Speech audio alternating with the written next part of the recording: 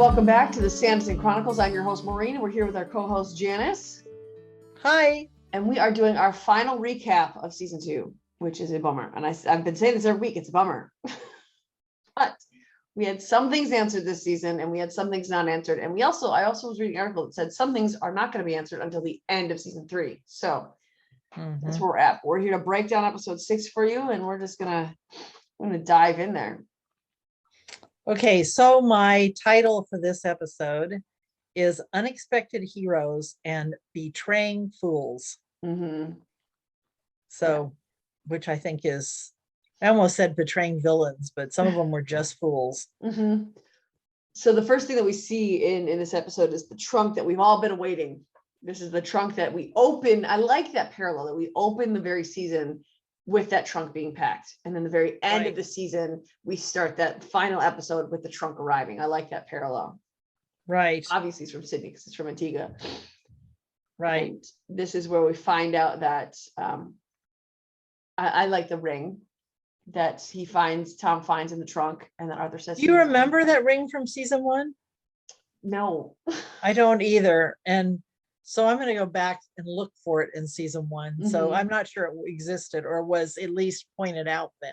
I'm sure he was wearing a pinky ring, but I'm going to claim chemo brain on this because I can, and I can only do that for well, I don't remember it. So, I mean, but I don't think it was ever anything that was pointed out. Right. So, but I'm going to go back and watch season 1 again. Oh, darn. We'll have to watch the whole 2 seasons again. That's a bummer. Yeah. And Vinte Un, I don't know why it took me so long to realize that it's basically blackjack. Yeah, it is. I was like, I wonder how Vinte Un is played. And then later on in the episode, we see you have to get to 21, which is Vinte Un 21. And it took me a while to connect that dot. Yeah. I did take French in high school, but it just went over my head for a minute there. Before, what they're doing in Trafalgar House at that point is Mary says, I've been doing some calculations. Here is the total owed to our shopkeepers and hostleries by the colonel and his men. And this is your debt to the colonel. And Tom's like, Mary, and she's like, apologies serve little purpose, Tom. Right now, we need to decide what is to be done. We must simply borrow from the children's savings. And so then Sydney's possessions arrive. Yeah. I mean, they bring in the trunk. Tom says it's Sydney's possessions, and Arthur's like, at last. Anyway, so they take him to the study, and then they start going through the trunk. They open the trunk and they find the ring, and they find his playing cards and a note in Sydney's writing, which was the one that you were trying to read on the screen. Yeah. In the first episode. I was trying to remember if I got any of the words right, but I couldn't. I didn't have my list in front of me of how I broke it down. So I didn't. I don't know if I got it right or not. And they didn't actually show us the document, I mean, we didn't read it ourselves. Yeah. They just read it to us. And so Tom was reading Sydney's letter, and this is what Sydney said. I fear I am gravely ill and lack the strength to write all that I wish to, but suffice it to say that you must bear no guilt for my part in saving you from ruin. And at least at this point, he's figured out, I mean, he knows that what the sacrifice was that Sydney made. If you wish to honor my memory, you must hold fast to your vision. Don't be afraid to keep on taking risks, or what is life for? And it really hits, well, all of them, but Tom. Yeah, especially the word risks, because I think he's been holding himself rightly so accountable and so guilt driven over what he did or what he didn't do. But I think we talked sufficiently last season about when we did his spotlight that it wasn't just out of greed. It was because he didn't have another course of action that he saw. So saying that, I think it hit him especially hard that Sydney saw that there was good in Tom for doing what he did and how he did things. Right. And like how Arthur's talked about it earlier, his vision. And so when they are in the street, when Arthur and, they were going over the accounts when they came in, Mary's showing them what they owe the shopkeepers, talking about taking from the child's fund. So they're still trying to figure out how to repay the shopkeepers, or at least get the military to pay them back. And when they're in the streets, Arthur and Tom, after they vanquish one interloper, which we'll discuss later on, he looks at Arthur and says, "What should I do?" And Arthur says, "If Sydney were here instead of me, what would he do?" And my instinct was What to did he say, tell you? Yeah. Arthur, no, what would you say though? Because Yeah. Arthur, Yeah. you've been so steady and you've been so stabilizing. You've had such good advice, but it kind of shows that where Arthur's confidence was at that time too. And that's And also I think he used that as a method to get Tom to say what he already knew. You know what I mean? And the response was, he would tell me that the other way to beat him is to beat him at his own game. Right. Yeah. And I like seeing this side of Lennox so blatant, because obviously after episode 5, everybody knows he's a bad guy now. Everybody knows. Right. Right. So he's almost like Tom Weston Jones now has the freedom to be as jerkish as he wants now. And I like seeing that come out to play, because when they go up to the encampment and he says, Tom approaches Lennox and he says, "Not now, Parker, I'm not in the mood." And he would have never been that abrupt before. But now it's like all the cards on the table, everyone knows who he really is now. So it was interesting to see that change. Yeah. And also, don't you think, I mean, when I heard that, I thought Lennox thinks he's there to talk to him about the barracks again, you know, and of course he's just had that interaction with Colburn. And so he is in no mood. Yeah. And I just like seeing him really play the villain, because even as they're talking there, and Tom gives him the wager, which is a really risky wager. I mean, already for the £100 they would have had to borrow from their children's funds. And so Tom, I mean, this took a lot of guts to say, well, if I lose, I'll pay everybody's debts. I mean, that's a boatload of money right there. That's way more than £100. Well, it was definitely a risk. And the other stipulation was, if I win, you pay, you forgive the debts, and you get out of here and you never come back. Right. And so as they're playing, my mind was blown by the fact that Tom did not look at his cards. Well, that was the whole strategy thing that he picked up from Sydney, that he gave Sydney credit for. That's luck though. That's what I was trying to figure out, because as he was having this conversation, because luck is not looking at the cards. That's not strategy necessarily. It is strategy when it has an effect on your opponent. It's true, but Lennox had already taken all of his cards by the time Tom started taking his. Right, but I didn't see his cards thoroughly enough to say if he could have taken another card. Yeah, that's true. I suppose it gave Lennox the confidence to stay in instead of withdraw. Right. But he thought he was going to win, you know. But yeah, well, what's great about it is the look of his men that are standing in the background, and how they're reacting when Tom does that. You know, they're just like blown away by it. Arthur obviously is as well. Terrified. Arthur is terrified. Maybe this is something he saw Sydney do. Probably. You know, and so because that conversation about, I always claimed it was luck. He always said it was strategy. And I've never won. I've always lost to Sydney. Yeah. So whatever. Yeah. I mean, I'm just guessing. And Lennox says, you know, if I gave my life up to luck, I would be dead, and so would most of my men. That too, I guess, is how Tom is playing, is instilling that confidence in him that he's got this in the bag because he's smarter. And right. So I guess the strategy is mind game. Yeah, I mean, quite often. Well, when it comes to any gambling thing like that, it's all strategy. I mean, there's luck. Obviously, there's luck, but you know, there's a lot of strategy involved.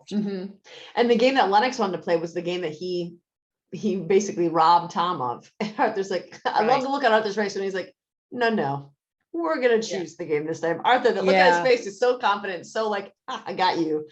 And the delivery, he did such a great job. The whole episode, And I also like that when they're playing Vindoon, in the background, Fraser has the opposite reaction of most of the men. because Tom calls Lennox out in the middle of the company, and he specifically raises his voice to say, prove you're a man of honor when you haven't paid these debts. And Fraser actually is a man of honor. Right. And so when the colonel had 19, he looked kind of worried. And then when Tom won, Fraser started to smile. Right. And also, don't you think it's because Fraser obviously has witnessed the colonel not being a man of honor? Exactly. He wanted Tom to win because of that. And because Fraser is a man of honor, and he wanted the man of honor to win. Right. Exactly. And it just makes you like Fraser even more. Oh yeah. No, he's definitely one of the best things about this season and this episode. Now, speaking of him, let's go to the three women on the bed when we see them in the beginning of the episode. So it's Georgiana, Charlotte, and Allison. Right. And Charlotte is sharing, the events of episode 5 with him. Lennox is the villain, Colbert's the good guy. And Allison says, I like that she says both of these things. I obviously, I'm paraphrasing here. Obviously, I have no good judge of character in men. And then she says, not all soldiers are bad. I know one who is above reproach. You just said you had bad taste, and now you're trusting your taste again. But she's right this time. Well, because there was actually evidence in this case. Exactly. And it's that conversation. And she says, it seems I am a woeful judge of character, at least where gentlemen are concerned. And Charlotte says, perhaps there's a lesson to be drawn. Soldiers are not to be trusted. Better stick to. And then Georgiana says, artists, for example. Anyway, yeah, it indicates what's coming. Yeah, so Georgiana is very, obviously she's up to something. Obviously she's hatched a plan. Obviously she's going forward. But Allison here says, when she talks about she knows one soldier, not all soldiers are bad. I happen to know one who's above repute. She says, I think I'm going to miss him more than anybody else. Isn't that peculiar? How you can be so blind to your own affections. Strangers to your own affections. Yeah, that was a great line. I underlined that. Yeah. And then Georgiana says, it isn't peculiar at all. And I like that she says it, because there is a getting to know you process that has to happen. And where with William Carter, she jumped right in without any knowing it was pretty face. But with Fraser, it was a process of getting to know who he was by spending time and example. So it isn't weird to be a stranger to your affections, because it was built. And I like that she points that out. And then this is when we see a little beyond this, when Allison's packing her trunks and she sees Captain Fraser walking to the house. I love that she's running down the stairs to answer the door. And I didn't catch this the first time I watched it. I caught it the second time. I was like, what? Why is she answering the door? She would answer the door. But the second time I saw the footman going to answer it, his hand was reached out, and she got to it first. And he was like, what? Yeah, exactly. She came out of nowhere because she saw Fraser downstairs, out the window. She saw he was coming to the house. Yeah. And so one of the things that he says is, I thought I had missed you, and what have you to say? What I have to say will only take a minute. I am a man not adept at expressing his feelings, which really isn't true, but maybe it is to other women. Well, and not in writing. He's good in writing. Yes. You know what I mean? And then I love Allison's response. Honesty has an eloquence of its own, don't you think? And so she definitely sees him as an honest man, which is, is true. I mean, then he goes on to say that, let me say, these past 2 weeks, I've grown to consider you a friend. And of course, the look on her face when he says friend is like a friend, but it's a big compliment. She's just not seeing it that way. And so I came to offer you a token, and then something to remember me by. Only don't open it until you return to Willenden. Will you promise? And she does. And then he's mad at himself. He walks out the door and says to himself, damn, which is because he knows he's kind of missed an opportunity. And Allison feels so burned by her misguidance in affections for William and by his for her, that I think that she just takes it when he says friend and says, don't open it until then. She doesn't even think, oh, there's a romantic reason he doesn't want me to open it. but all the other women in the house immediately like, when they find out about it, they but that's say, their instinctive reaction is, no, that's more than a friend. But Allison is so burnt by her past experience that she just had that she Right. takes it. And also they were just talking about honesty. And so she takes him at his word that this is all he thinks of me. And I like that we see her struggle with opening that more than once. Yes, yeah. She starts to open it and packs it. And then, and then also I love when we're in the army camp, we see, and Charlotte walks by, we see Carter's station. We ask if her sister has left yet. And Fraser says, I've said my farewell. And Carter says, I have always looked up to you, Fraser, but for the first time in your life, you are acting like a coward. See, I knew Carter was a good guy. He's just shallow. Yeah, he's just inexperienced and immature. Yes. And, he's not a bad guy. He just has to grow up. And I like that he was able to sort of recognize that because he's pushing Fraser towards the woman he just tried to propose to. Right. Yeah. So it shows that he is a decent human being. And the man who saved her life. Yeah. And when Tom wins that bet, obviously that means that the men have to leave the encampment. So by the time Allison tells Georgiana and Mary and Charlotte, and even Tom and Arthur were there too at the same time, weren't they? I know at least Mary was. I don't know. They were saying goodbye. So I feel like all five of them were in there. Even the two little kids were in there. Yeah, they could have been. Yep, you're right.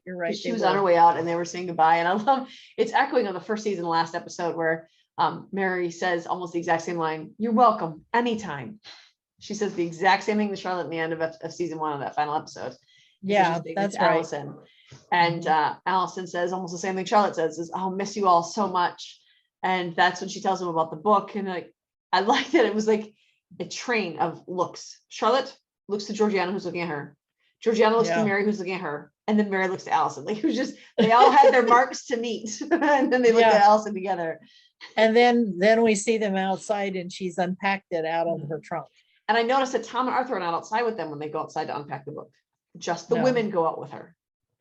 Right. And that's when she finds out that she says it's the same poem that William sent to me. Like, oh. William sent to you, or maybe, and William borrowed, yeah. And so when they go to the encampment, they're already gone.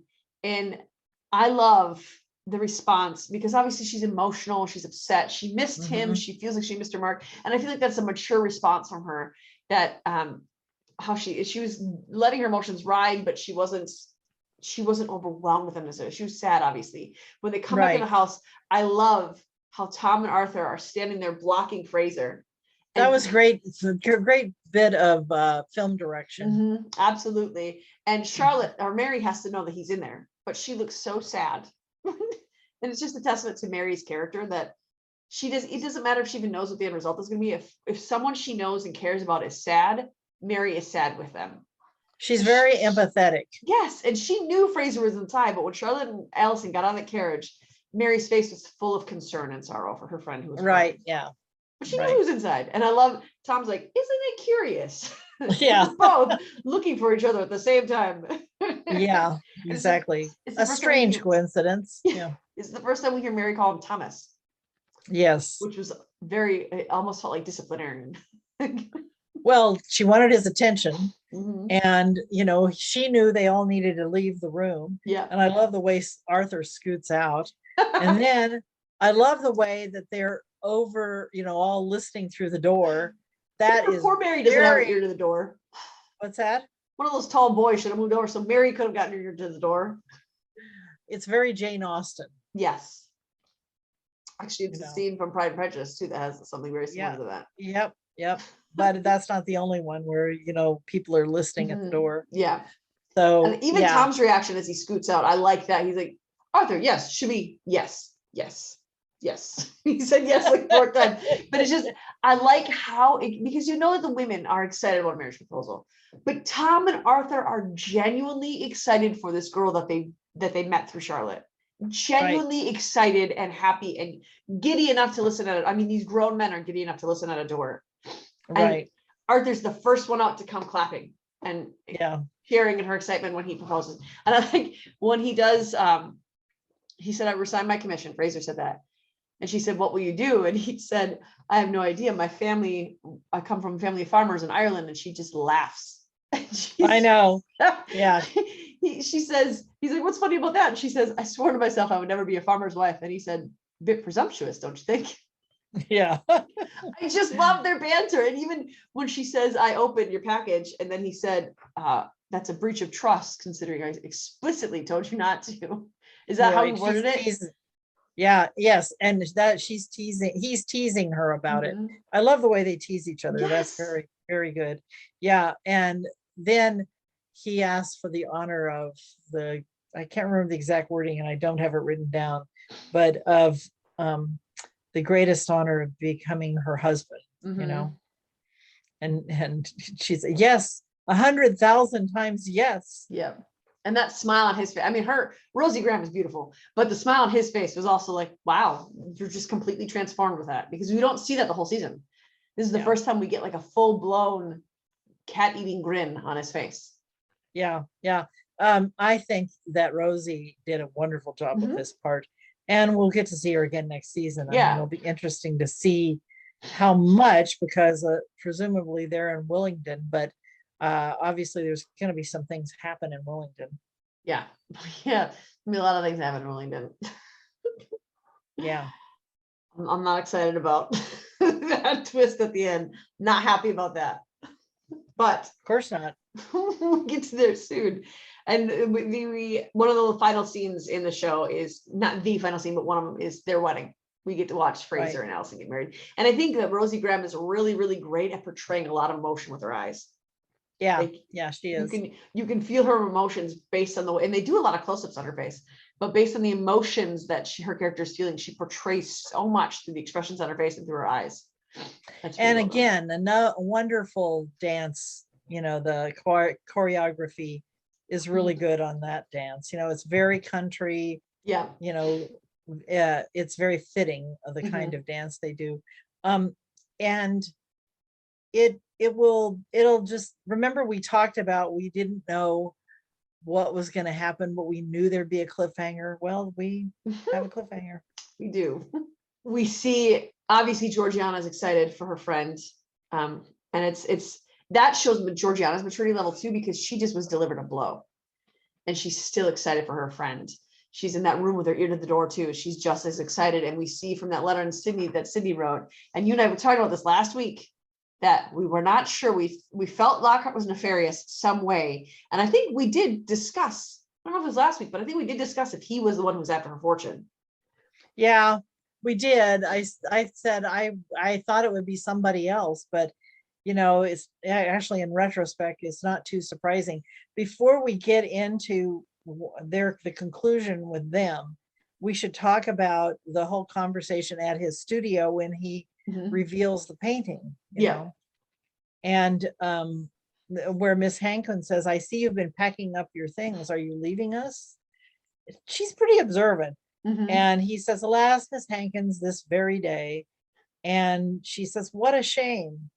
And he's like, well, I'm a restless soul. And she's the one who, and of course, Georgiana says, and where will that restless soul be taking you next? And he says, to the continent with a dear companion. Of course, he's going to let her pay for everything. And I was surprised that Miss Hankins here, because she said a friend, and he said rather more than that. And she says, congratulations, or I'm happy for you, or something like that. But Miss Hankins, as a religious woman, knowing that he's going to be traveling solo with a woman, I'm surprised that she was very effusive about that. Well, she may have assumed that they would marry. Yeah. And she says, who is the fortunate young lady? And his response is, suffices to say, the most inspiring muse an artist could wish for. It is done. That's the painting. He says, yeah, he steps back, he pauses. After that, when he says the greatest muse an artist can hope for, then he says, it's done. So, I mean, that connection should have been made for Hankins that, okay, wait. That it's Georgiana, yeah. But I do love, the painting is beautiful. Obviously, Alexander's not the one who drew it, because we've seen his skills, but it's beautiful. I like that they have the ferns that make it feel more exotic, like Antigua would be, with the hot palm, with palms in the hot climate. And so he incorporated that into it. And then he says to Georgiana, well, Miss Lamb, have I captured you? And boy, does that have a lot of meanings. Yeah. Yeah, it does. And she says Mhm. utterly, and that also has a lot of meanings. Yep, that's right.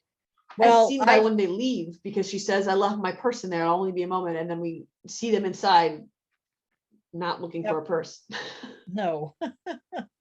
Yeah, it was just a ploy. Mhm. And to go back in and talk to him and Yeah. kissed by him. The you know, I just wish they had used as good an artist and had Theo be the actual model Yeah. or the painting of Sydney, because this painting is incredible. Yeah, really good. And there was a comment on our YouTube page, on my YouTube page, that said the painting of Sydney was probably done younger, which you're right, it probably was done younger, but it also looks absolutely nothing like Theo James. So even if you found the same artist, you could still do a younger Theo James, but it should resemble Theo James a little bit. Well, what they may have done was Done it first. Done it before he was even signed. Or found was something like that already done. Yeah, that's right. So then the next thing we see is Georgiana hurriedly packing up. And then all of a sudden, it's a small bag she's got. Yeah, well, obviously. And the thing is, she hasn't gotten her inheritance yet. So what are they going to live on? I mean, it's kind of dumb. And then you see she's written letters to all of them, and she's packing those all up. And then Miss Hankins says, Miss Lamb, you have visitors. And she comes down the stairs to find all the Parkers there. Yeah.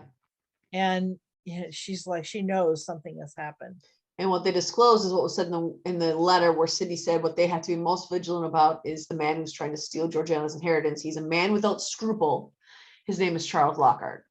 Yeah. And that's when they cut to the scene of Charles and Georgiana making out, essentially, when they're saying a man without scruple. So just as they were finding that out. Yeah. And so when they go, you see Charles very agitated when he's waiting for her to come. She finally shows up and he says, I was worried you wouldn't show. You seem a little too worried that she wouldn't show. Right. And then she says, I love her line. Are you sure you still wish to marry me? Given that I am the mulatto daughter of a slave who conspired to claim the fortune of a white man who is not even my father. That was your argument, was it not? He didn't even try and claim it wasn't him. He could. He was caught dead to rights, basically. Yeah, those are his exact words, and so that's he knew it had to come from a reliable source. So what was the point? But what he does try to say is, can we talk about this part? Can we move away from these Parkers and have this conversation, just the two of us? Right. And she asked him if any of it was real. He says yes. And he says, the more I have grown to know you, the more I have come to ardently admire you. Things needn't change. We can still marry. I mean, what kind of fool do you think she is? Yeah. Still travel. I mean, her guardian died defending her against this man. Exactly. Yeah, that's the whole reason he was in Antigua, was to defend her against this guy. And that's the whole reason he contracted the disease that killed him. And he even has the gall to say, you cannot tell me you want to spend your life in this insipid place with these preposterous people. Right. So that's the moment you know it was all an act, because he claimed to have a fondness for Arthur. He claimed to actually be friends with him, but to call all of those people blanketedly, call them all preposterous, that was the moment that it was realized it was all an act. And I love Arthur coming forward and saying, we may be preposterous, Mr. Lockhart, but we are honest and we are sincere. And Tom, kudos to him, stood up and said, leave now. Yeah. No bones about it. Just get out.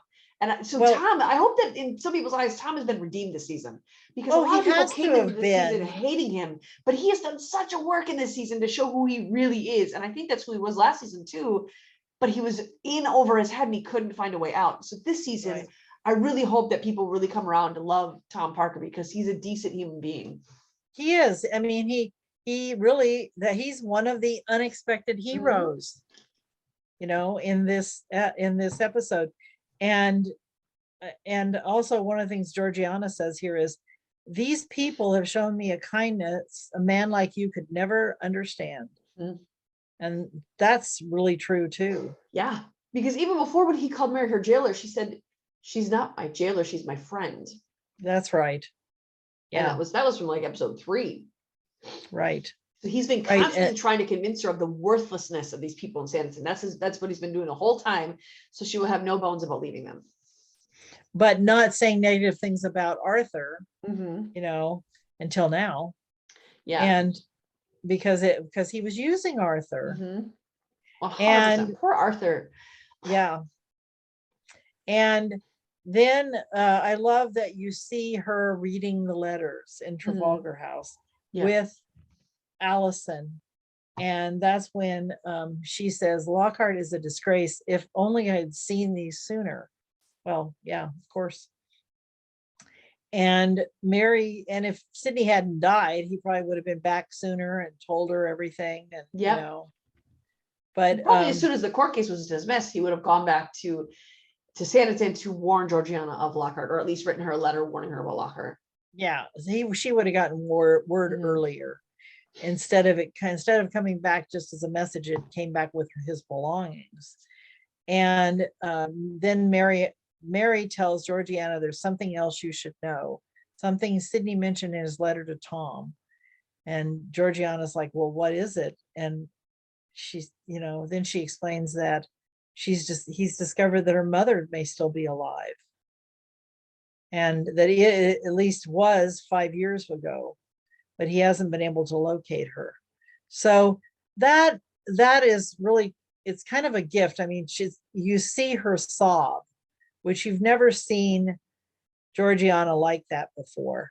So she says, in fact, your mother did not die when you were a child.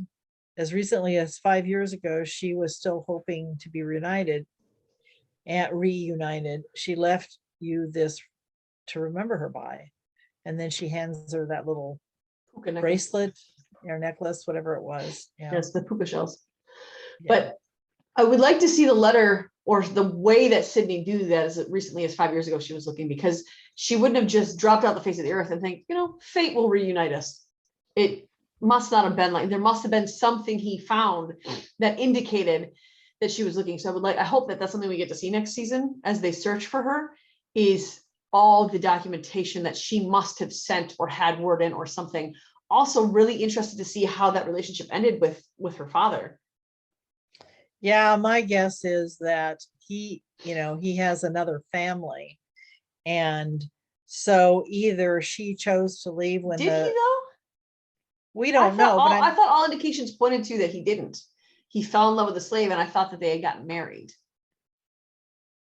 I don't know that they ever said they got married. I thought that was at the pineapple luncheon where they alluded. They didn't. I don't think they said that explicitly. I thought they alluded to that. I wouldn't go that far.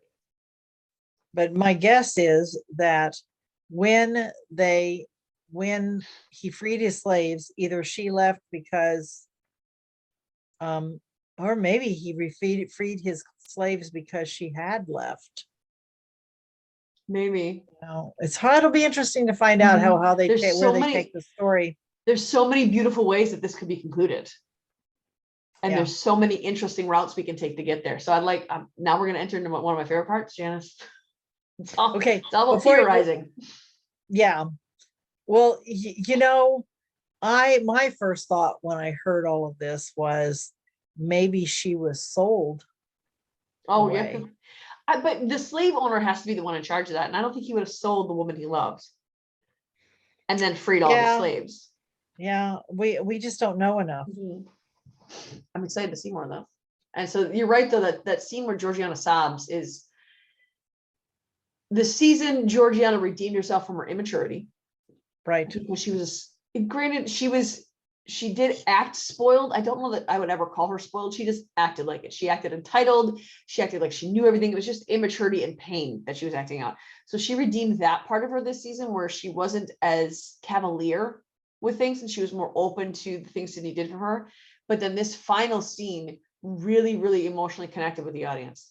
because it's the first time we really see Georgiana. I mean, yes, after Otis, we see her upset, but she's still, even when Otis went to her and said, I screwed up, and she said, for both of us, I can't let this happen. But this scene, we see her complete breakdown and sob and cry, and everything comes out. And it's the first time really that we can really, really relate and emotionally connect with Georgiana in a really nice way. And I thought that was really well done. Yeah. Yeah. And, she's, her character has matured a lot. And she is a lot more paying attention to other people, empathetic to them, which she was not very much in the first season. Yeah. She even asked Arthur in this episode, are you sure that you will not reconsider wanting to marry me? So I don't ever have to deal with this again. And he says at the very end, he's like, I'm sorry, no, it's still no.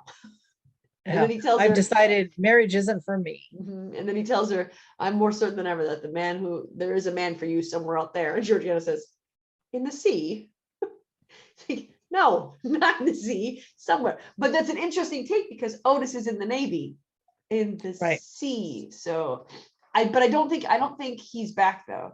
Jada James, I don't think I've seen his name on. But if he's only in season 3, they haven't put everybody down. The everything isn't known.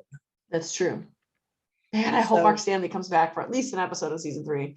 I know that how low the chances of that, but I really want Mark Stanley to come back in season 3. And it'd be nice I don't know if I want her with Otis or not, because Otis did do a bad thing. I think I kind of want to see Georgiana be her own safety net. I think she's come so far that I'd like to see her be responsible for her own self and her money, and to really come out shining that way. And we kind of see that that's sort of what she wants in this episode. I kind of think next season is probably going to open with her birthday party. Yeah, probably. And we also see that she rented one of the apartments, so she's no longer staying with the Parkers or the Hankins. She's in her own apartment. Right. Or at least she's preparing to. Yeah. She's 21 is her coming of age. Right. Yeah, it's going to be fun. I mean, we just wish it was right here, right now. Exactly. I always feel that way. Another year. I think it's so hard for a lot of us, not only because we waited so long for season 2, but all of us know that season 3 has been filmed already. But why are you making us wait a year? It's all done, right? Can't you just release it a little early? Just give us a little Christmas present here? Really? But no. No, we're not gonna get that. And Arthur too, bless him, because he sat there talking to her on that pier by the gazebo saying, this is my fault. I pushed you towards him. I was wooed by his charm. And Georgiana grabs him by the hand and says we both were. And I think what endears me more than almost anything to Georgiana is the way she speaks with Arthur. Yes. And the absolute compassion that she sees for Arthur. And before anybody else, Georgiana had the intuition to know how good and how valuable Arthur was. Right. Georgiana was the first one to acknowledge it, even over Diana. Because Diana, I still love that first line of the first episode, or not the first line, but in the first episode, he's like, it's a miracle. Without Diana, I just feel better. So even Diana didn't give him his worth because she pigeonholed him and she kept him down. But Georgiana, she drew him into her own fears. Fears. That's a good word. Fears. Because I really do think that there's something to be said about how their parents died and how that reflects how each one of them lives their life. Yep. And so Justin Young, I'm telling you, man, if you write that prequel, you'll watch it. Or read it. So are you ready to go to Sanditon House? Yes. Oh, my girl, Esther. I'm just thankful that things changed. I'm so thankful it was Clara. Yeah. Because I've been telling her goodness. So I'm so glad that I was not so wrong. Yeah. And but it starts with Dr. Fuchs being ridiculous. Were you also irritated that Edward was sitting in that room with them? Why? What are you here for? I know. Why are you here? Yeah, he shouldn't be, because he wanted to. Well, he's supposedly the one that had the doctor come. He called the doctor. Oh, where did we find that out? Well, I'll tell you. So first I want to say, you're just it's so painful to watch Esther. She says, you have to help me, doctor. I cannot tell what is real and what is the work of my imagination.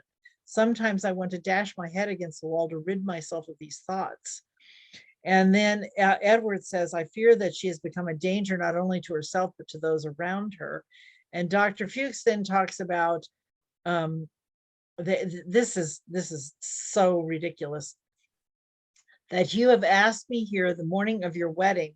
Oh yeah, he did say Captain that. Denham speaks of the depths of your concern, and you are right to be alarmed. I believe her hysteria has advanced beyond the point of no return. Well, even Lady Denham, when he said speaks of your concern, she stared at Edward like, what? I know. Even she did that. Lady D says, nonsense. There must be a treatment we can find to shock her out of her malaise. And Dr. Fuchs is just playing into Edward's plan. There is no malaise, my lady. Also, alas, I fear the time has come for drastic action. And Edward says, you don't mean an institution. Of course, that's what he wants. He wants her to go to the madhouse. And he even says it to Clara. He brings her the vial and he says, our plan is almost done. She'll be soon bound for the asylum. And Clara's like, wait, what? Asylum? No. She's clearly not okay with that. And he says, we must make sure to take her out of it so she cannot take our money. And Clara says, George's money. And he looks at her creepily and then smirks and says, of course. Yeah. And keep her glass full of at our wedding breakfast, with the laudanum that he gave her to use.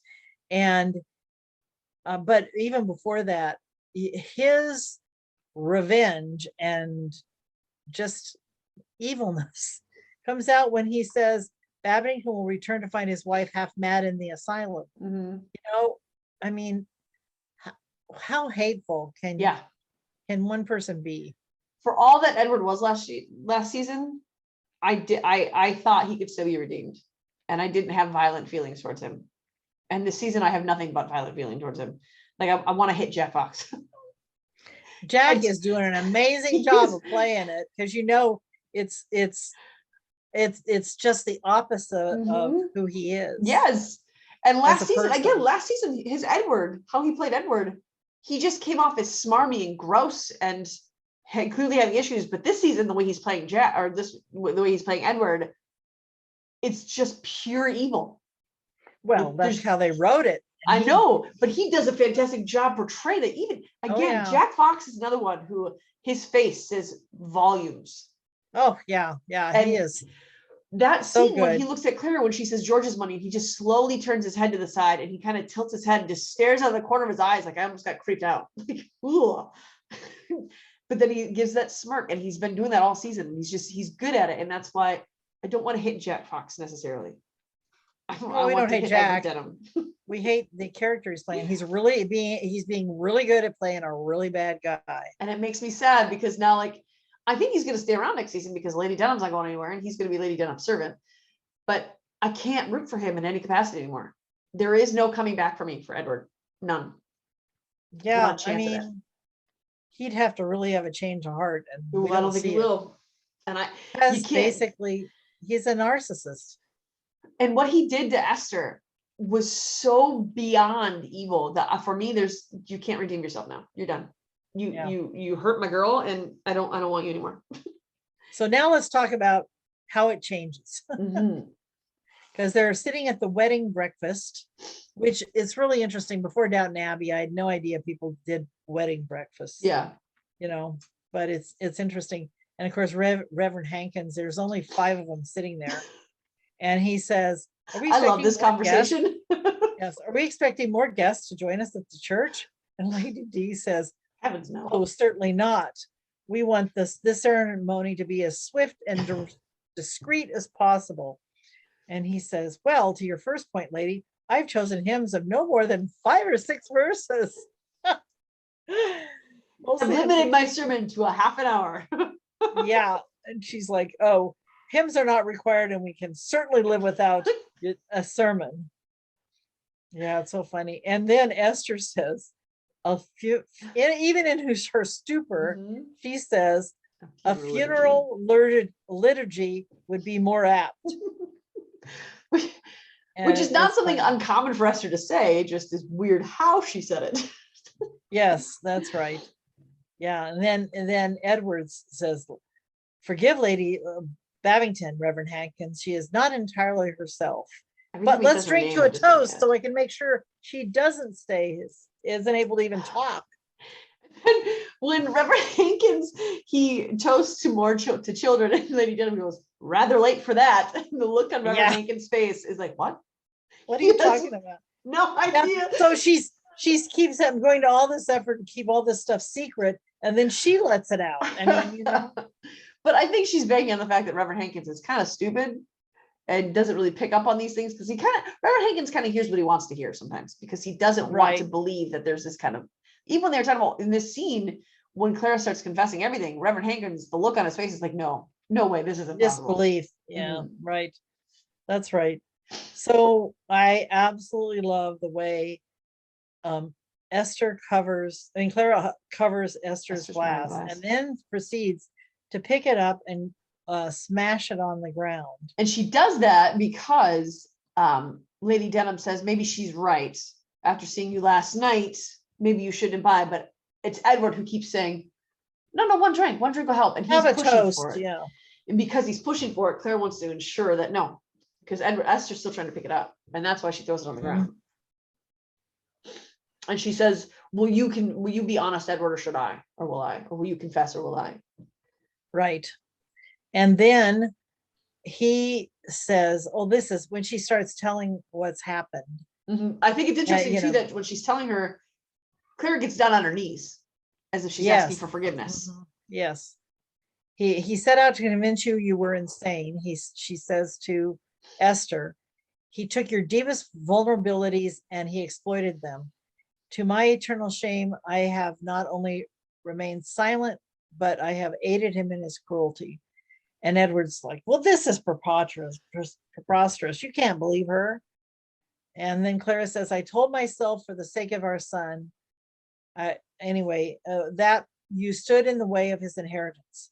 We have stolen every letter, which of course Clara had nothing to do with it, that Babington has sent you. We have led you to doubt the evidence of your own eyes and Dr. Fuchs' tincture. And she says all this with so much emotion. The tincture you placed your hope in, we replaced with laudanum. And again, Edward's like, can't you see what she's doing with these lies? She's trying to turn us against each other. And Lady Denham's already, the moment Clara started speaking, Lady Denham was like, okay, this is real. This is truth. And separate me from what? It's not like Lady Denham loves you now because you got her niece pregnant and are marrying her. Right. Yeah. And even the look on the most heartbreaking part of this is, yes, Lily Sikorsky delivers those lines perfectly with extreme emotion, but the way Charlotte Spencer does Esther's part and the looks on her face, even from the deep inhales when Clara gets to some parts, it just hits you like a knife to the gut every time she has a response to what Clara's saying to her. Every time. Right. And now I need to go back and hear it again, but if you haven't heard the podcast she does for Masterpiece, Charlotte does as Esther, and then talks about the relationship between her and Lily doing these scenes. It's really good. Yeah. So I would encourage anybody to listen to it. And so Lady D, man, now she's finally seen the truth. And she's like, you asked for forgiveness and I gave it. You asked for shelter and I gave it. That's sort of to each of them, right? She says, I chose to forgive you. So she wasn't ready to, but she chose to do it anyway. I chose to believe your remorse was real. More fool me. You are despicable, the pair of you. I have thought of no punishment severe enough. And then Esther is so wonderful. And she says, no, Aunt, Clara deserves no punishment. She is as much a victim as I am. You cannot cast her out for George's sake as much as hers. And, it's so wonderful that Esther sees the truth of what's going on here. Because, I mean, the moment that Esther went into the house, she knew when she saw the love that Clara had for George in that one episode, I think it was episode 4, It was the garden party that she went over afterwards. Right. And she was a part of not only seeing that connection, but making that connection happen between Clara and George. And then when Edward said, we're going to get married, that was episode 3 when that happened. But then in episode 4, when Edward said we're going to get married, and Clara or Esther went right to Clara's house, and she's saying all these things, she's seeing in Clara's face, she knows absolutely that the reason Clara is doing this is for George. Right. And she doesn't want to do it. She's not okay with it. She doesn't trust Edward. Esther can see it clearly. Yeah. Yep. That's right.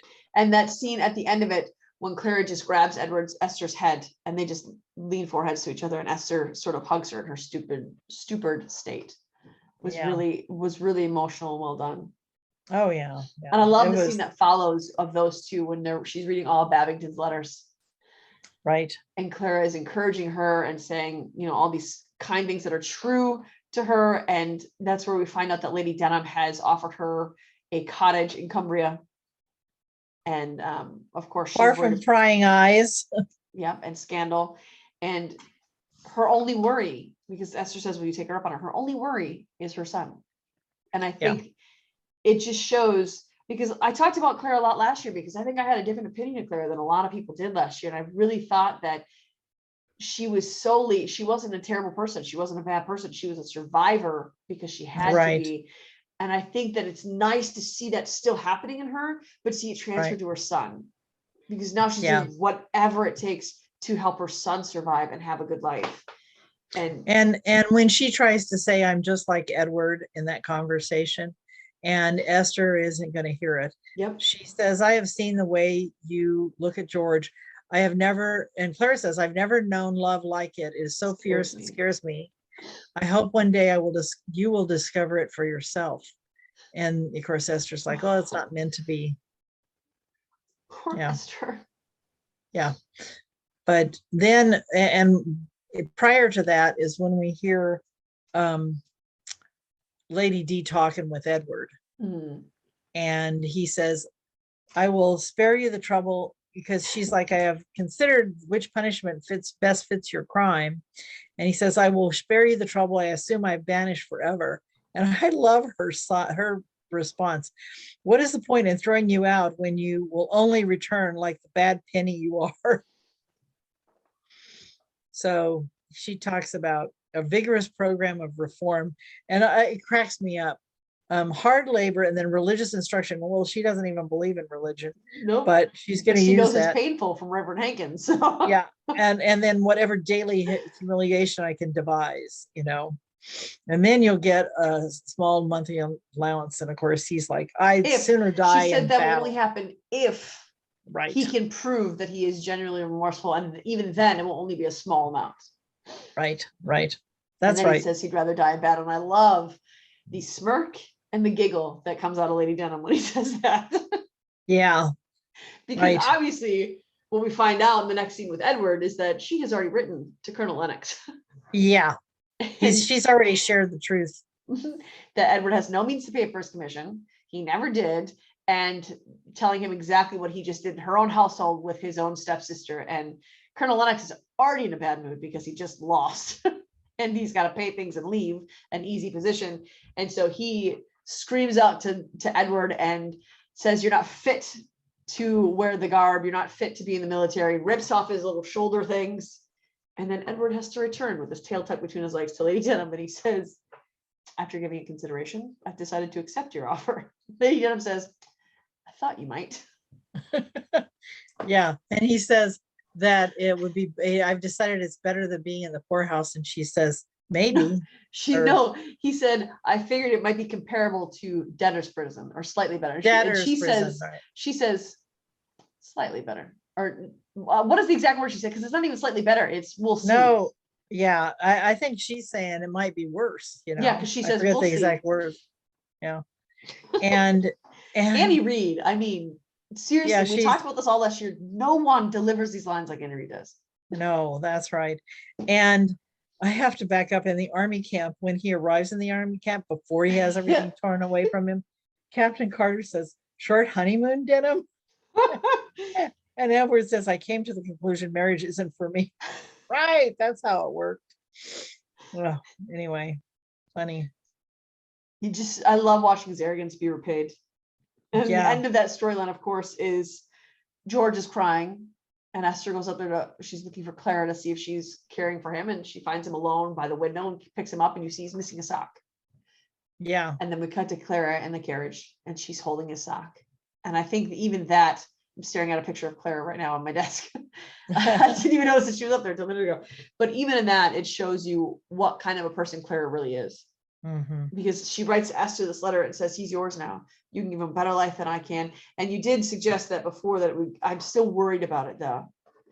About her having Edward's baby. I'm still worried how that's going to play out. But Clara did give her child.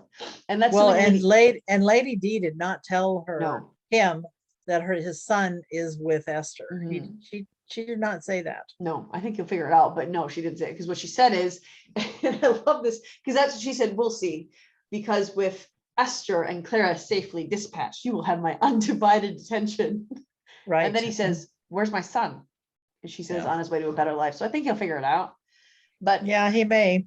That's kind of why I hope to see Babington, because I want there to be an irreparable nail in Edward Denham's coffin from Babington saying, no, you can't come at my family. This is my son now. You can't come at him. You can't come at my wife. And I want to see that. Yeah. Yeah. So are we ready to go to Hayrick Place? Yes. So, of course, the night before, she's learned more about him, about the whole situation. And now she walks up to the house and she observes Colburn loving on his lurcher, which they say in this that he is a lurcher. I kind of guessed that at the beginning. And he says, Miss Haywood, I wondered if we might take a turn about the grounds. So they start walking around the grounds, and she looks confused by that at first. Why? I don't know, the look on her face when he said that. She kind of like did this number and scrunched her brows together, like, okay. Look, she didn't know what exactly he was going to say or do. Yeah. And then he says, I've been thinking about our conversation last night. I must apologize. I beg you to never speak of it. You know, the truth he'd given out is what she's asked. Yeah. She's being asked not to repeat. She says, I'd never breathe a word. Well, we know that she just told Georgiana and Allison all of this. Well, she may not have said anything about Leonora's father is, but she did say that Colburn was the one or Lennox was the one who messed with Colburn's wife. Right. And and that he was the bad guy. Colburn was the good guy. Right. But maybe not. I think what he was concerned about is the truth about Leo's father. And so then she says, I had sworn off love and marriage. And yet, she says, I won't breathe a word. I too have known heartache and betrayal. I've sworn off love and marriage, and yet I have come to realize that I cannot hide myself away. I must live my life. Is it not time for you to do the same? And then he kisses her again. And that's when Mrs. Wheatley comes up. That's right. That's Mrs. Wheatley arrives. Poor Leo. And I love the image of Leo, because obviously Leo's missing. But I love the image of Leo walking through the encampment. And it's Fraser who stands up and smiles and looks at her and says, are you hoping to enlist?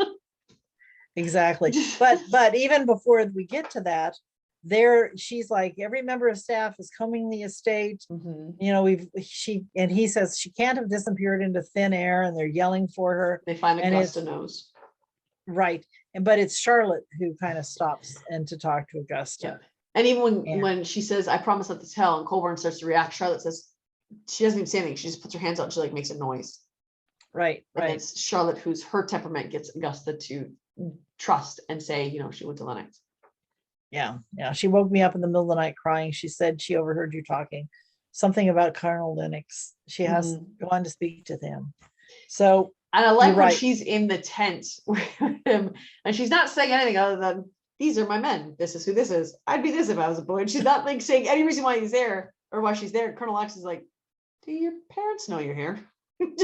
She's not giving anything away. So you can only imagine how many minutes she spent detailing her little trinkets and detailing who they were, what their positions were, what she would want. And that's when she says, I have no parents, which her toy soldiers. Yeah. that line, I have no parents, just because you know what she just overheard. And Right. clearly her mother is dead and her father has never acknowledged her. And so that's where she's coming from, that I have no parents. Yeah. And even the way she delivers that line of, I never knew my mother, but you did. Like, how grown up is that line? Like, that's the look on his face when she says Lucy Colburn, and then when she says, "Are you my father?"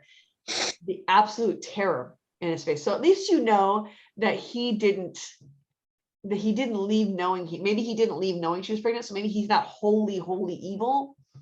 Yeah, that's right. I think you're right, because he's like, how long ago was it? You know, it's entirely possible it all came as a surprise to him. Yeah, because I think there's a chance maybe he didn't even know Lucy was married until the end, and maybe that's why he left. So there's a lot we didn't know. We know that he takes what he wants, and we know that he feels he's entitled to whatever he wants because of who he is. So in that aspect, yes, he is not a good dude.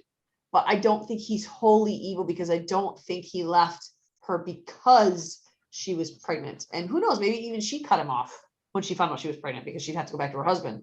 So we don't know that, but I think that there's hope that he's not a wholly evil guy. I don't think we'll see him again, but I think there's at least hope for him that he's not wholly evil. Maybe this will hit him differently, because even when Colburn and Charlotte come in and they find her, and they come in at the tail end of that question. They know the question. And Lennox says, no, that man is your father. And that's the other reason, he's not wholly evil, because he didn't have to say that. He could have disparaged Colburn right now, but he didn't. And so for him to do that, it was him standing up for this little girl and also standing for Colburn, which is not something that you would expect from him. And so when they leave, and Colburn asks Charlotte to come home. And I know that they have the little hand touch there when she says, of course, and they stop, they gaze at each other lovingly, they touch hands. He goes back in to thank Lennox, and Lennox says, what good would it have done? What good would have come of it if I told her I was her father? Nothing. And then he says, I hope that you take better care of her than her mother. And he says that when he found Lucy, and this is the gut-wrenching part, because someone had messaged me and said, I don't remember who, but said how cowardly it was for Colburn to be convinced by a few words by that nasty Lockhart or Lennox about his worth. But I don't think that's what did it. I think him saying, I saw Lucy, and what I saw was a woman who was hurting. And then he pointed out to Leo and said, and abandoned. And all that Charlotte had said to him started to run through his head too. I guarantee it at that point.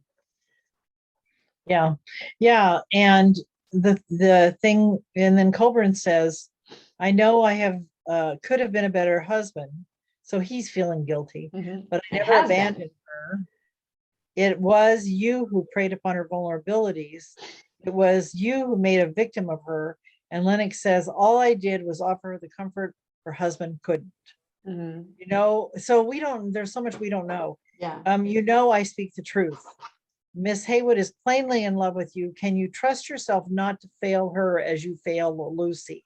That's the line that I think really turns, the guilt and concern really takes over from that. Of course, he says you're not fit to speak their names, but that's not what he's thinking about. He's thinking about that statement that was just made. Because he's felt that for a long time. He mentioned that earlier in the season, that he was getting close to him would not be good for her. Right. It was, yes, that's right. In that rainstorm where they're looking for Leo. Right. And he, in an interview that Ben Lloyd Hughes, the actor who plays Colburn, whose name Ben Lloyd Hughes. Yeah, Ben Lloyd Hughes did. He talked about the fact that he was given, that Justin Young gave him like a whole background for his that background. Yeah, and I read just today that he even, instead of staying in a hotel or something, he stayed in that house that it was Colburn's house when they were doing the filming and everything. And so real interesting stuff.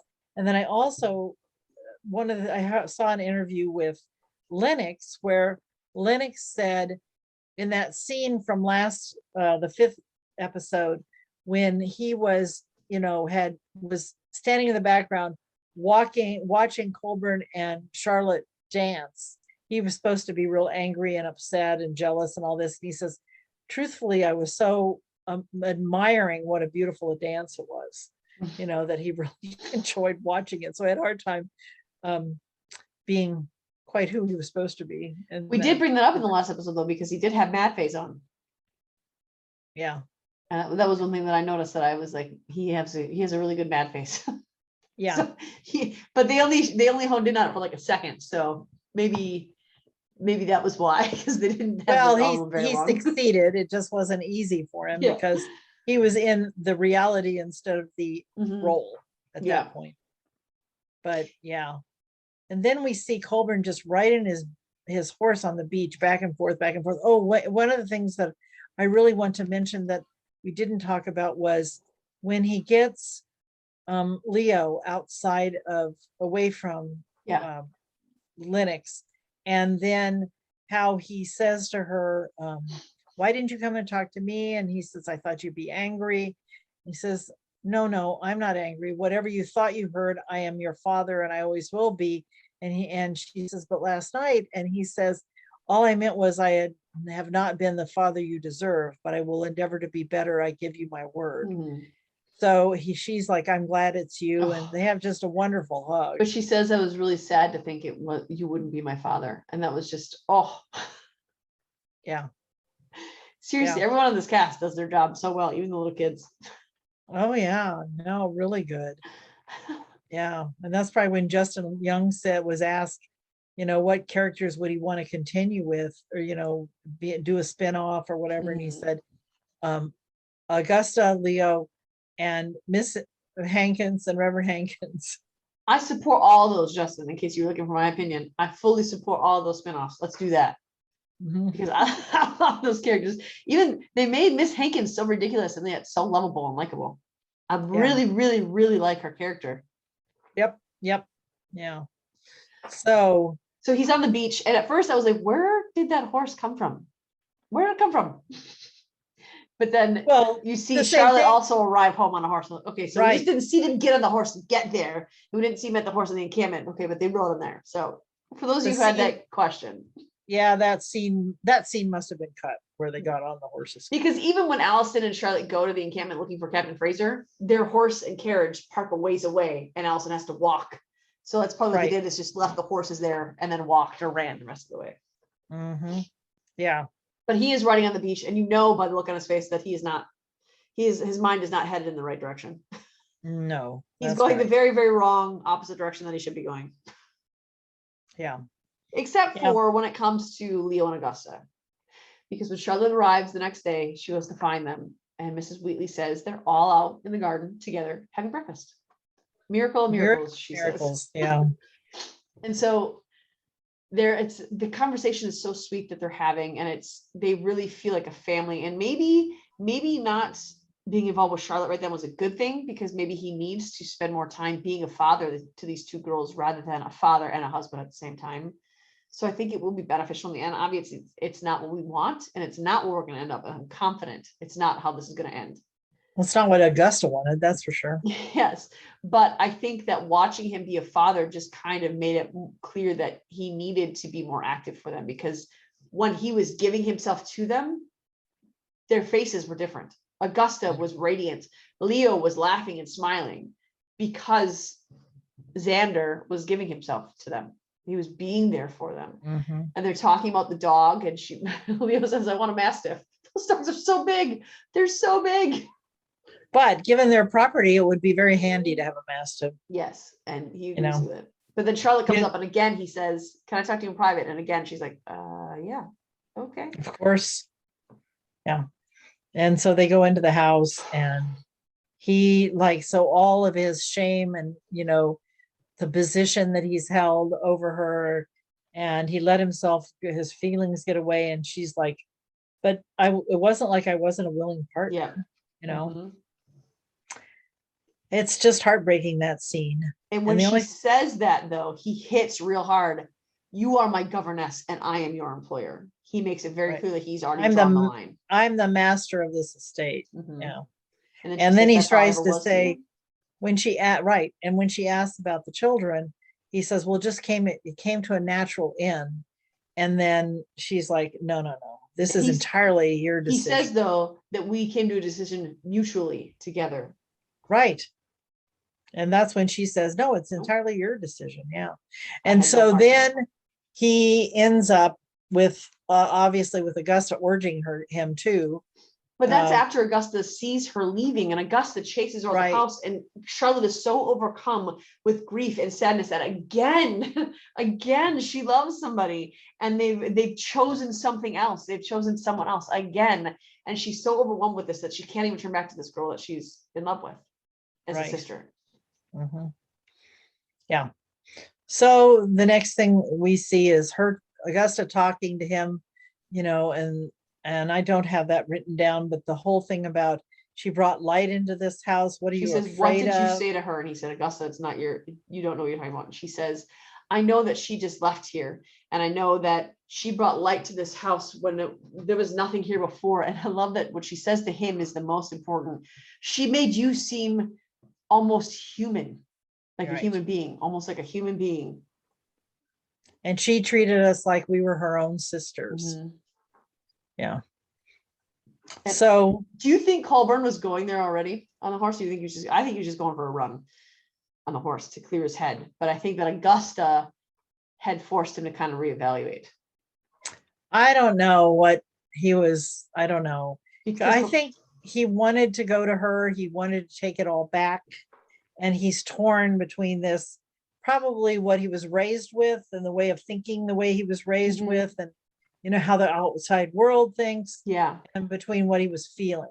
And so it's like, you know, the devil and the angel on your shoulder, Mhm. back and forth, back and forth. And I think it was Augusta's lines that kind of forced him to choose one side or the other. right. But he did not articulate it well at all. And even Wheatley, before we say Wheatley came up to him and said, Xander, don't shut yourself away again. And he says, it's better for her. So he's Right. basically saying that I'm no good, I'm worthless, I'm useless, and I love her enough to say I'm not good enough for you, which is But not. why he should have said that. I mean, you know, that's Well, not that's what he said said. to Wheatley. He didn't articulate that to Charlotte at all. Like not even Right. close. It's just what he said to Wheatley. Right. And then when he shows up at Sanditon house and, you know, she's like got full shields up Mhm. and she says, so he starts to talk. I mean, he says that the place is already empty without you, or Feels your absence already. Right. And so, but then she says, well, if you're coming to ask me to be your governess again, and he just doesn't get it out. I mean, he just, It's because of what she says before that, because oh she yeah, says you were right in your assessments. We did give into our emotions, both of us did. I could never, I thought I felt affection for you, but I could never feel affection for someone who disrespected me so completely. right. And that to him was like, oh crap, I am worthless, I am useless. So then he started to retreat again. And before he could say anything, she said, I will not be your governess if that is what you came here to ask me, making it very clear, you will not ask me to marry you. Yeah, I don't know. I think she was at a point where she didn't think he would ask her to marry him. I think she was at a point of, I'm not letting you do this anymore. Right. Because she loves him, he clearly loves her, but we've watched through the season him be gruff and mean and then apologize. And then it's all fine. And then gruff and mean and then apologize and it's all fine. But this time he actually was not only hurting her, but those two girls. And that when he says, thank you for making your feelings so clear, he leaves and he doesn't want to leave. But she also, when she's crying and she just yells enough like that, right. It's because it's the second time this has happened and she cannot take any more of it. She's not willing to do it again. Yeah. Yeah. It's heartbreaking. Mm-hmm. And it's just as heartbreaking when he packs up the house and takes the girls and is going in a carriage, and you know, we've been shut away too long. So do we assume they're going to London? Who knows? Ooh, that's what I was trying to figure out too. Part of me was like, maybe he's going to London. But I don't think that'll happen, at least not for a while, because it's only 2 months in the future when he's doing that. Because the next thing we see is, you know, the wedding with Fraser and Allison, which is 2 months after everybody leaves Sanditon. But I don't know that he will put Augusta out in society yet in London. I don't know. So I'm not sure how that'll work. But that is his country estate. So the only other place he has to go is his townhouse in London.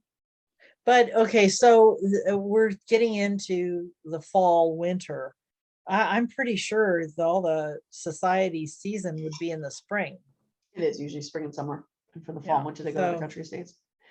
Yeah. But then we see at Fraser and Allison's wedding, ugh, Charlotte is talking with Tom and Arthur and Mary and Georgiana. And Georgiana says, well, my 21st birthday, I'm having a party for my 21st birthday. You must come back then. And then Ralph comes up and says, I'm sorry to interrupt, but I believe I have the next dance. Charlotte has talked so much about you. And the fact that he says Charlotte, like, oh crap.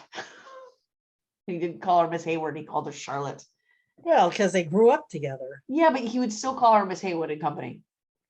One would Especially think, but company now you didn't know. well, he owns her now. That's my point. So the moment he said Charlotte, I was like, oh crap. I knew what that meant. And then he says, did she tell you our happy news? And they're like, what? And Charlotte says, we're to be married. Clearly not enthusiastically, and clearly not wanting to do it, and clearly in no way, shape, or form excited about that marriage. And everyone else in that group is visibly horrified. So if Ralph does not pick up on that, he's dumber than Captain Carter. And none of them congratulated him. No, them. at all. Yeah. And even in one of the early episodes, like I think it was 4, when they asked her if she would, because it was when she thought she lost her job with Colburn, and they said, will you go back and marry? And she said, Ralph, no, I won't marry him. She's settled. She's taken a safe way that she doesn't think her heart will get involved That's exactly anymore. it. Wow. Because she just, after that last one with Colburn, she just couldn't do it again. Yeah. It's I mean, it's not as heartbreaking as Sydney because we still have hope. But and we didn't get as much time with Colburn and Charlotte as we did with Sydney and Charlotte, because Sanditon season 1 was heavily Sydney Charlotte. This one, season 2, was a mix of all the characters. So we did get the Colburn Charlotte, but I don't think we got enough of them together alone like we did with Sydney and Charlotte. So we aren't as upset yet because we know that there's another season coming. And also because Colburn is leaving her, or not marrying her, but not marrying someone else. Yes, either. Exactly. And he's not doing something to save, like Sydney was saving his family and was sacrificing himself and their relationship. Yeah.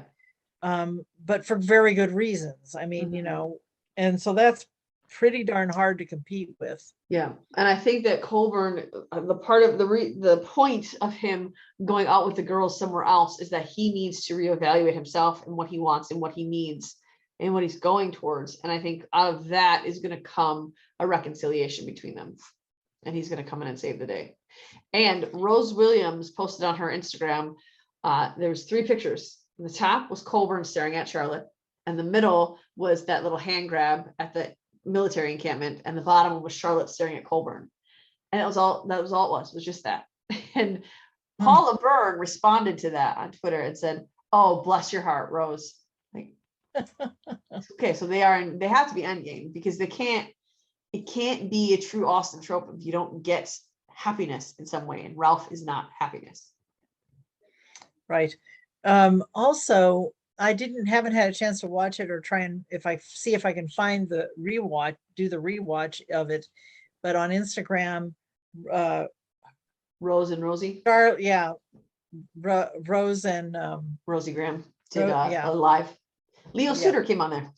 Yeah, that's what I understand. And someone else too. I think Ben came on there. I think so too. I think that's what happened.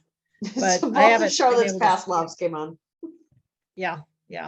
Well, I know that she and Leo continue to be friends, and they are doing another season of Valhalla. That looks really good. I haven't watched it, but is it good? Yeah, it's pretty good. Yeah, it is good. His accent is a little bit like it was in Sanditon. I saw a little clip of him talking to somebody. Because people were like, he said people were making fun of him for the accent he created for James Stringer, but his accent on Valhalla is kind of similar to that sort of a Cockney blue class proper. It's like a mix of 5 different dialects. I like it. I actually really enjoyed his accent. Yeah, no, it was good. Yeah. So next week, I think we're going to be taking a little break. This is our final recap for season 2, but we are going to come back after that with some fun things for you. It's going to be a lot of the same structure as last year. We're going to dive into characters and relationships, and hopefully we'll feed off some of the articles that we read from the cast and crew and theorize. There's going to be lots and lots of theorizing. So remember, there will not be a podcast next week. We will go back to our Sunday. What is the word I'm looking for? We're going back to putting it on Publishing. Publishing. Yes, that's the word I was looking for. I kept thinking producing. We're going to go back to our Sunday producing schedule or publishing schedule because there's not going to be any new episodes. So we're going to go back to Sundays, and we'll see you in 2 weeks. Bye, guys. Bye-bye.